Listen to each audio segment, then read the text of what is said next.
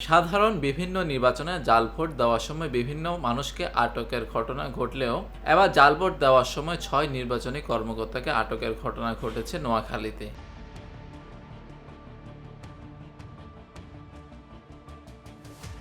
মঙ্গলবার দুপুর ১টার দিকে নির্বাচন সংশ্লিষ্ট কর্মকর্তাদের এমন অনৈতিক ঘটনা ঘটে নান্দিয়াপাড়া বীরশ্রেষ্ঠ শহীদ মোহাম্মদ রুহুল আমিন ডিগ্রি কলেজ কেন্দ্রে।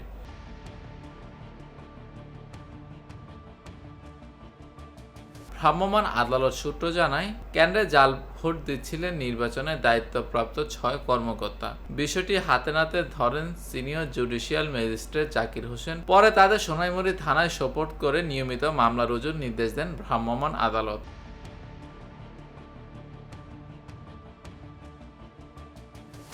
আটককৃতরা হলেন সহকারী প্রিজাইডিং কর্মকর্তা তাজুল ইসলাম, কামাল উদ্দিন, পোলিং কর্মকর্তা সোলাইমান Selim, Kohinoor Akter, Shahidul Islam, Sabina Yasmin.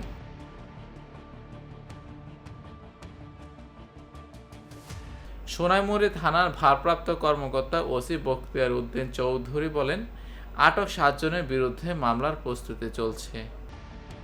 News desk, TBC news.